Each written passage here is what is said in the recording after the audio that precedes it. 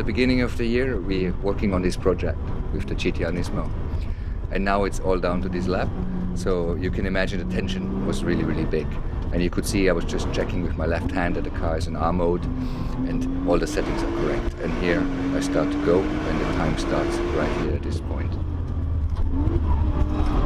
So this I take in second gear and you can see a little bit oversteer in the exit. The tire is not 100% warm yet.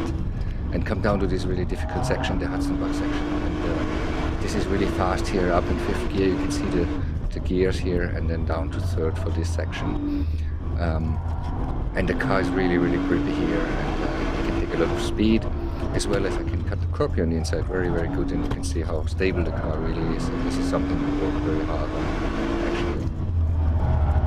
As well as here, completely over the curb, the car keeps really stable on the ground with the wheels attached.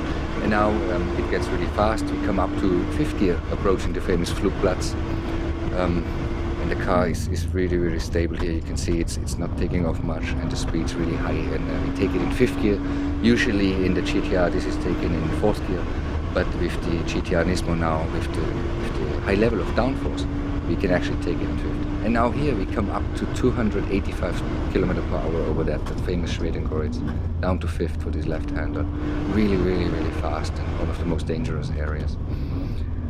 And then here it's a bit better, a little bit time to breathe for that right-hander. And then again, a lot of stress here down to the Fuchsröhre, which is crazy, crazy fast. You can see again we go up fifth and then to sixth. And this left-hander, so compression, I take completely flat. And this was really the forces that were here on crazy. You can see my hand going down. And then I was a bit confused here, and then I was a bit too fast here in here. And I went too much to the left here, as you can maybe see, and I didn't really get that corner here very good, which was a bit disappointing. And then I hit the curb here on the exit, which is actually not on purpose. That was actually really, personally, it takes big times here. This is the first sector for me personally, and it was already faster than we've done before, so I was actually on a good time. I knew that, but I knew exactly, we're only 2 minutes in now, that there's still a long way to go. And the pressure that we had to the target time to break the 7-10 seconds was very, very high, and we were working really, really hard. And this was one shot. It was at the end of the day, and now I had to really reduce the time. So there was a lot of pressure. It was not just like a lap for fun. This is the slowest part of the track. Second gear, you can see the traction is fantastic. Second gear, immediately flat out with 600 horsepower. And also something we worked very hard on, actually, to get the power distribution right, to get a really good balance of it. It's one of my favorite parts, actually. We're up now, we come up, approaching the bergwerk, now coming to the left-hander and Niki Lauda has been accident, the left-hand king. Very fast. This is flat in fifth gear, but it's really, really pumpy and fast. You can see the pumps here, and the car brakes really well here for bergwerk.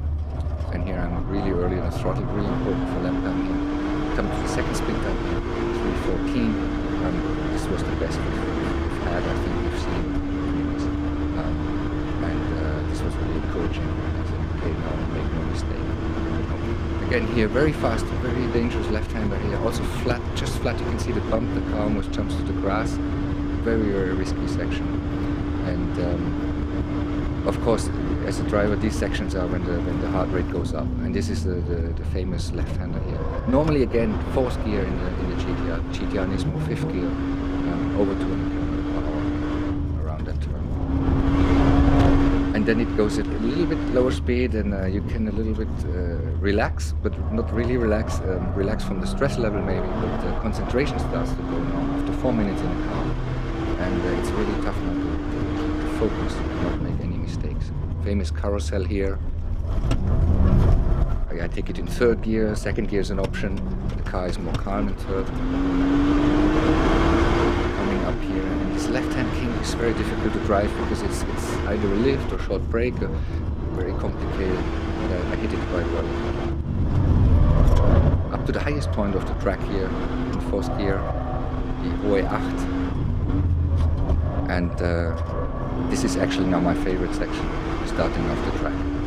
fourth gear, the famous Wirbelmann coming here. The car handles extremely well with this downforce we have. Here over the curbs here, shortcut here over the Wirbelmann, you can see how it's jumping, but it keeps it on the road fantastically. And here the grip level is absolutely amazing as well. Now we're approaching the galleries here on the left. Again here I stay in third gear, and maybe you can hear I'm gonna hit the limiter. Up here it goes in, and this is better than shifting up for 10 meters and shifting down, more effective. Here I have to shift up to fourth and back to third, so everything's maxed out. And here again, now I stay flat on the throttle down here, which is also something we had to work hard on to achieve that. It's fifth gear now here down, and it's very close on the curb, and then a really big jump here. The car is completely in the air, and it felt really great around here. And also here the left-hander, and then this is the last jump and the last really dangerous section here, which is really tricky. Here in fifth gear you see how narrow it is and how high the speed really is. It's difficult to imagine when you drive through there. It's really unreal. And now I know I'm almost home. I have just a couple of more corners here. This is a problem, of course. Now the concentration is really down. You've been on full focus for 6 minutes by now, and you think, okay, I have really, before the long straight, before I can breathe, one more right-hander, and I made a little mistake there, so I was really not happy with myself. Here the entry was good, but then I had to turn in here a bit earlier. I missed it a little bit.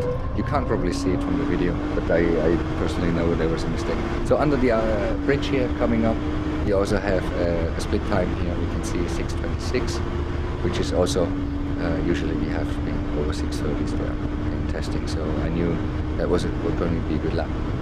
Here we are approaching 280, 290 kilometers, 300. We are now over 300 kilometers per hour. Now I switched to the right lane, and this is flat out now. The left-hander is 306 kilometers per hour, and the car will go then down to 310 in this compression here. And stay in sixth, and it's a huge compression. You can see the head again moving down, and then I hit that very good. This is also difficult to drive, so I was lucky with that. And then here over the curb again, the car handles fantastic over bumps.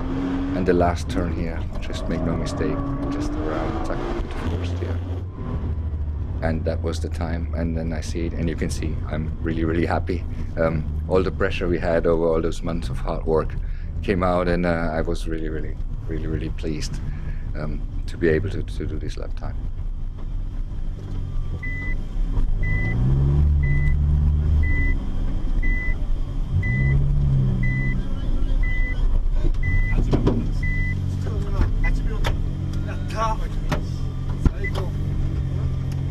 Kawa終わり?